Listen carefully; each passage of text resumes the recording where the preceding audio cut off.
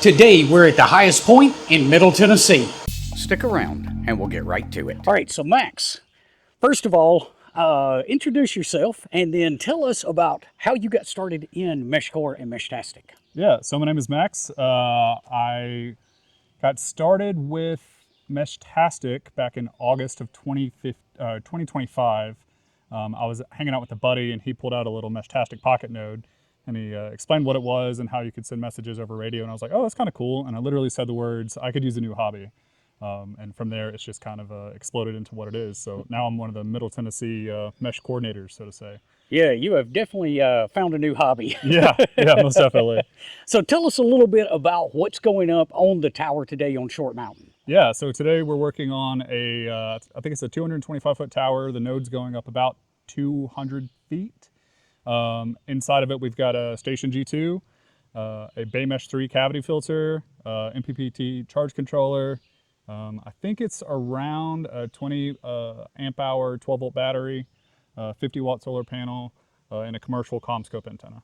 Okay, fantastic. So what does... Some serious hardware. So if somebody wanted to put something like this up, what kind of dollar amount are they looking at for an antenna and a whole setup like this? So this is kind of above and beyond what our normal tower node setups would be. A lot of the hardware was donated and we've done a lot of fundraising here in Middle Tennessee to get more coverage. Our typical tower nodes we can build for about $380, and the only difference there is we use a different antenna and a different radio and different battery system. And you know what? It's completely different, but they both go on towers.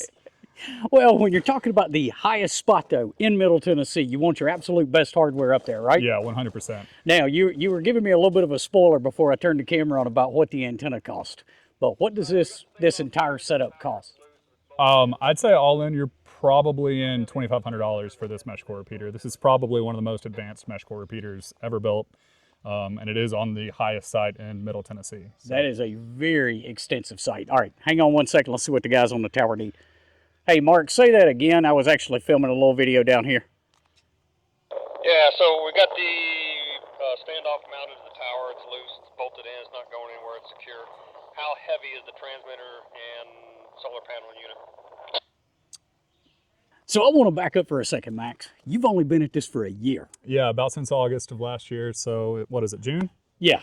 Yeah. Not even a year, 10 months? Yeah, 10 months or so. So you dive head first into something, don't you? I did, yeah. I needed something to do, and this tickled that for me. I've always been into small electronics, but there's a lot of different facets to this, right? So you have 3D printing with small enclosures and mounts for the infrastructure nodes. You have 3D modeling for that same reason.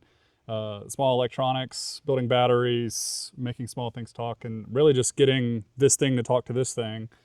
So for me, I find the satisfaction in seeing how far we can send a packet from one mountaintop to another. So one other thing is we were all on Meshtastic here for the last year or so, year and a half. Yeah. And then we had no MeshCore in Middle Tennessee. Sure. And literally within 90 days, I'm seeing like 350 contacts in my list. My list is maxed out from the house. It has really taken off. So yeah, obviously we started off with Meshtastic and Longfast. More and more people got into it. It started growing exponentially, and then we were having a lot of issues with packets being delivered.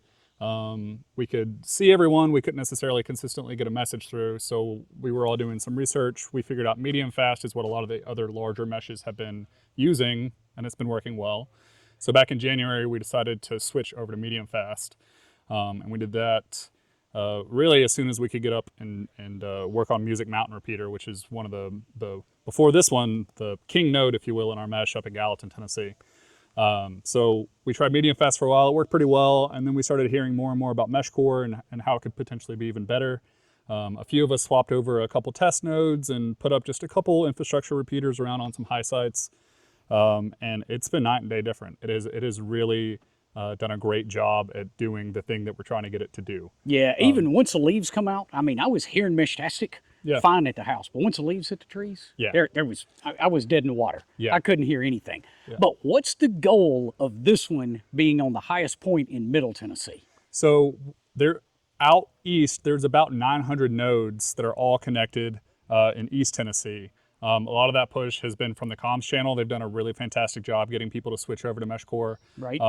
And it's something that just wouldn't have been possible with Meshtastic. You only have 7 hops.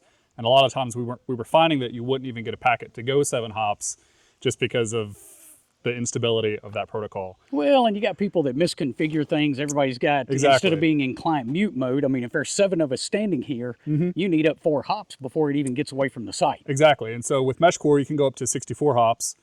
Here in Tennessee, we're using 2-byte mode. So that takes it down to 32. But even when we get some ducting events, and we can talk more about that later, we're only seeing 15 hops from here to Virginia. Wow. Wow. So do you think this is going to be the only node required to tie Middle Tennessee and East Tennessee together? We'll find out here in a couple hours. I don't think so. I think that we still need a few other key infrastructure nodes on a few other peaks.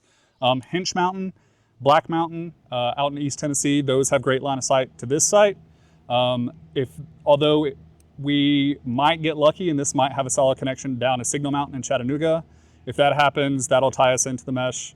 And by this afternoon, everyone will know because their contacts list will be overflowing with, way more nodes than what the contacts lists are meant to handle. Yeah, so, I mean, I'm full already. So if we tie into them and it's another 900 nodes, I got to figure out, learn more about this. Yeah, I mean, there's some great ways. You can set up some settings to not automatically add every contact.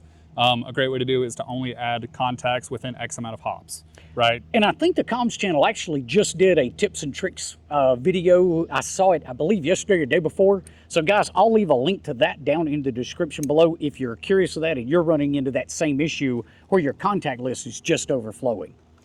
So, well, what else? Where do you see this going in the future? After this site, hopefully this does the link to East Tennessee, and we can chat with our friends all the way in the Carolinas, but if not, it's just keep working in that direction. And I know that East Tennessee Mesh and the comms channel and everyone on 10 Mesh is working their way this way. We're trying to meet halfway like the railroads. But my goal is to help get more people into the hobby and help build more repeaters, and then do more of these fundraising efforts so that way we can do these crazy tower nodes on, 2,300 foot elevation here in Middle Tennessee. Speaking of getting into the hobby, we're going to have to convert you to a ham. Yes, I haven't gotten my ticket yet. It's on my list. I've been a little tied up building a bunch of MeshCore nodes here lately. We like to aggravate Max just a little bit about that. I'm pretty much the only time. I give presentations all the time at different ham clubs around here, Middle Tennessee. And the first thing, everyone goes around and introduces themselves, says their call sign. I say, hi, I'm Max. I'm unlicensed. Don't have my ticket, but really into this mesh thing if you want to try that out. So, yeah, but the mesh is a good way to get guys that aren't licensed already as a ham into radio frequency and experimenting with it. And then once they're liable to end up with a GMRS license. And I do have my GMRS. And the next thing you know, they're a ham radio operator. Yeah, so it is the barrier for entry is really low. Yeah. Obviously, MeshCore, there's no need for any sort of ham license. Anyone can buy a MeshCore device, turn it on, and use it. So it's great for beginners getting into radio. So, yeah, I mean, I'm excited about all of it because I can hand one of these nodes to my wife. Yeah. And we can communicate. She doesn't have to be licensed. Yeah, definitely. So it's pretty awesome. Anything else before we wrap this up? I just wanted to thank everyone who's been a part of this community here in Middle Tennessee, the support, the help. Sometimes our Discord feels more like a help desk than it does anything else. If people come in, they have a question, you'll have 4 or 5 people immediately respond. I'm sure that we could post a link to our website, the Nash Mesh website, and Discord absolutely. and everything else in this video. But yeah, just really grateful for this community. It's been awesome. Everyone's been really great. As far as hobby groups are concerned, I think that this community that we have in Middle Tennessee is just awesome. Cool. Man, I appreciate you taking a few minutes. Yeah, definitely. I know we got to get back over here and get the rest of it up in the air. Just a couple more components and then turn this thing on, see what happens. Guys, if you found it helpful today or at least entertaining, give us a thumbs up before you head off. We will see you guys on the next one. Until then, 7-3.